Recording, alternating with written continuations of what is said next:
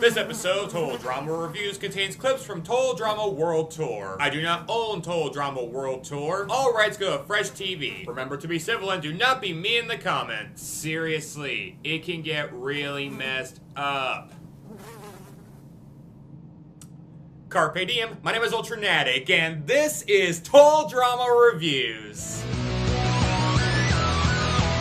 This is where I, as a lover of animation, reality shows, and music, look over the show that combine them together the best. And we're traveling back to Canada in today's episode. Anything Yukon do, I can do better. 10 points just for that title. Yeah, for the first time in this franchise, we're in a freezing cold location. Oh wait, beach blanket bogus kinda counts. Fine, second time in this franchise, but first in a completely intentional way. And they take advantage of this ecosystem for another dynamic racing challenge, filled with comedy and drama that you might get invested in. I don't know, this episode ain't bad, but I rarely feel like it needs to be returned to. But how can I hold those thoughts simultaneously? Well, let's see what's superior and inferior going by these song lyrics.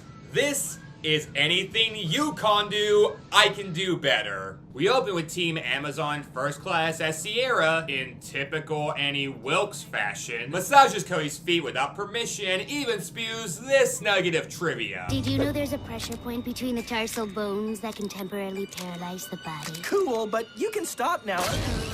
Okay, I'm officially over the whole Sierra stalking Cody thing. Even Tootie wasn't this clingy. There'd better be another reason for me to like her by the end of this episode or I'm walking. We'll see. After going through some turbulence and crashing the plane. My leg! Yeah, because I wasn't going to count that. They land in the Yukon where everyone is freezing cold. And this is the part where Heather gets PTSD. You guys are so dead. Coco? Don't mind if I do. You gonna finish that? Of course he is. It's Chris's favorite drink, second only to tomato juice. That's not on the fan site. How'd you... I went to your high school and interviewed all your old teachers for the unauthorized biography I'm writing. They said... Okay, moving on. Oh, there's the other reason I like Sierra. She creeps Chris out with her in-depth total drama knowledge. That's all I'm asking for. Sierra's powers to be used for good, not just crazy. Today's challenge is called Total Drama the Icicle. Teams must make their way across this watery chasm by jumping from ice floe to ice floe. First team member across must make their way to the dog sleds on the far shore and become the dog, pulling a sled all the way to the finish line as you grab the rest of your team along the way at marked meeting points. After Team Victory come up with, to be fair, a legit good strategy. Whoever doesn't land near the sled heads straight for the finish line. That way we won't lose time stopping at every meeting point. The teams again interrogate Chris about where this is going to be a reward challenge. We have already had 3 eliminations. We're overdue. Yeah, but we found teams try harder during elimination challenges. This week, no one will be kicked off. It's all for reward, and it's a good one. There is no way I'm eating that. It's not even food. Only one member of the winning team will get to enjoy the reward. If only one of us gets the prize, why even bother trying to win? A challenge is a challenge. It's one for all and all for one. You got me there, Chris. That statement checks out 100%. This year, there's no set routine. Every challenge could end in elimination. So the challenge commences with the highlights at the beginning being Lindsay forgetting Tyler again. Hi, Noah. Hi, Tyler. No, I'm Lindsay. Lindsay called me Noah. Noah! Hey, that's a compliment in my book. Noah being catapulted back on land. Noah, hang on, buddy! My leg! And Sierra saving Cody from freezing in the water. If one of us drowns, I want it to be me. Me too. Okay, this side of her standing I'm okay with. Again, as long as it's being used for good somewhere. Thank you for catching me. Thank you for kissing me. Oh yeah, Bridget is constantly tempted by Alejandro in this episode, causing her to question her commitment with Jeff. When Jeff's around, I'm never tempted by other guys. But now that it's just Me? I miss Jeff? Now, I have to size this situation up with Beth's relationship with Brady in season 2. Partially because Bridget's repeating Beth's catchphrase. I have a boyfriend. I have a boyfriend. I love my boyfriend. I have a boyfriend. Didn't I mention my boyfriend before? I have a boyfriend. I get to be the boyfriend. But also because, again, despite constantly saying that, she's walking the line of infidelity on a hair-thin tightrope. So does that make this as bad as what Beth did? Nah. For a couple reasons. One, Beth was visibly throwing herself at other guys. And here it's the reverse, so Bridget's only acting defensively. And two, whereas Beth flat disregard her relationship as if it were truly fake, at least Bridget has the morality to feel guilty about these actions. A truly bad person wouldn't have the goodwill to do that at all. And speaking of, is Alejandro bad for putting the moves on her? Again, no. I mean, he's a villain, that's why he's doing this, but it's just a strategy to further his own team. He's not deliberately trying to break Jeff and Bridget up. That'd be crossing a line. Just because Alejandro's the antagonist doesn't make him a douchebag. Heck, he tries to coach Bridget across the ice and even gives her the shirt off his back. I mean, who gives away their shirt in the Arctic? He might be evil, but he's at least something of a gentleman. So the efficacy of this plotline, I am totally okay with. Except for this stammering trope. I kinda have a boyfriend. You have a boyfriend, or you kinda have a boyfriend? I have a boyfriend.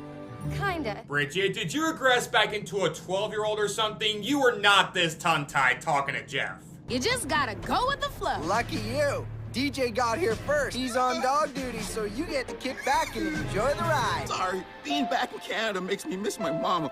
All this ice, it's just like a freezer. Oh, boo-hoo, we've all got problems. Meanwhile, Courtney and Heather arrive at their sled at the same time. Courtney, first Amazon to arrive. Grab a sled and start pulling. Heather got here at the exact same time. We should both pull the sled. Yeah. No. In the event of a tie, we go alphabetically. Yeah, anyone want to bet that for once, Chris's cruelty is being directed specifically at the girl who cut his season 2 budget with a lawsuit? My massage budget has been sliced in half. Just saying, the math does add up. Heather, help me out here. What can I do, Courtney? I didn't make the alphabet. You know, Courtney, if you didn't want to risk being the one to pull the sled, you could just slow down earlier. Oh wait, no she couldn't have, she's Courtney. What part of her character would throw challenges? I already made a bookmark alert for this, don't at me. Woo! Oh, look, a speaker! Ours must play music! Is that box radioactive? What isn't radioactive these days? I will, however, make a bookmark alert for that. That has to be the moment Revenge of the Island was conceived. I can't find the radio anywhere. I think someone stole it. So Courtney pulls Team Amazon's sled with Heather mushing her with a whip. Ah! Stop! I'd love to, but it makes you go faster. Have I mentioned how amazing Heather is as a villain? I don't see any signposts. Where's the path to the finish line, DJ? I have no idea. My tears froze my eyes shut about 10 minutes ago. I'm crying icicles instead of tears. DJ hits a baby seal, per usual. And just before Alejandro gets picked up...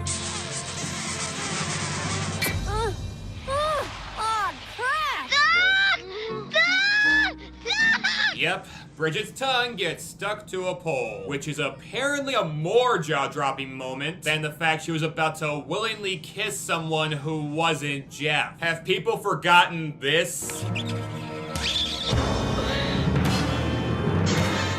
If so, good, keep it that way. Oh dear, how did this happen? Ah yes, time for another edition of... Let's see, he mocks her predicament, does nothing to help her. I mean, yeah, that'd be production interference, but still a dick move to wave that water ball in her face. And of course... I bet it would be an amazing song! Hello, backup singers! He makes her and Team Amazon sing a 2000-style punk rock song about her tangled emotions.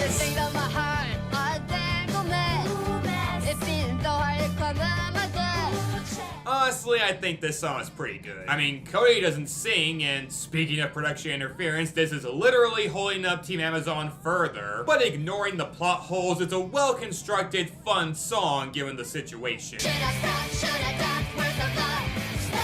Stop to a pole. Also, I greatly appreciate the subtitles here. Although if Bridget singing with her tongue out distracts you, there is a non-slurred version that you can understand perfectly fine. I tried to fit too many in my soul, so I ended up stuck to a pole. Good on you, Total Drama. Dude, get moving already! Oh, by the way, one question I've had for the longest time is, why is Tyler so convinced he's a great athlete despite all evidence to the contrary? Well...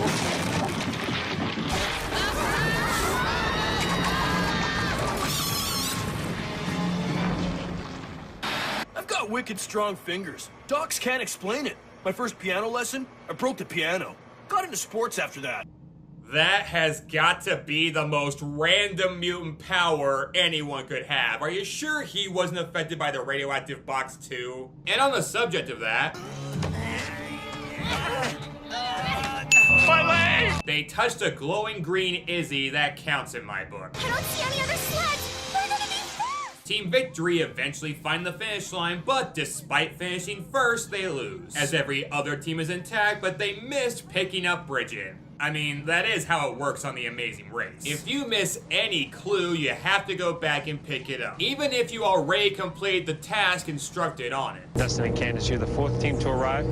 However, you did not pick up all your clues, and you need to get all your clues before I can check you in. So Bridget unsurprisingly gets voted out, and okay, no one removed the pole from her ton. Guys, the challenge is over. Now y'all are just being dicks. Alejandro, he's cool. He's pretending to be. Oh, would you look at the time?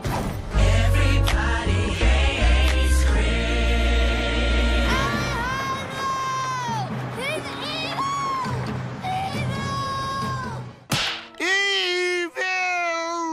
And that was anything Yukon do, I can do better. It was alright, but I don't know if Ethel Merman would love it. My issues with it are nitpicks admittedly, but that's not nothing. Chris is terrible, kinda more so than usual. Sierra's inconsistencies are catching up to her, and there's a couple cliches and filler subplots that bog up the runtime. Not to an annoying degree, but it did cause me to lose interest. But as usual, the stuff that's good was pretty good. Alejandro is emerging further and further as a great villain. Team Amazon are still entertaining, and the song Stuck to a Pole gets an overall thumbs up for me. But for whatever reason, I don't feel much investment in the episode looking back on it. Given what happens in it, the comedy and drama could have been a lot stronger. Not that they were awful, but they just didn't reach their full potential. So while I can't call this episode bad, I do think if I was writing it, I'd have definitely done it better. And next on my docket is the continuation of my worst of 2011 list with my best of 2011 list. Is there any chance I'll make the worst of list feel worth the trouble?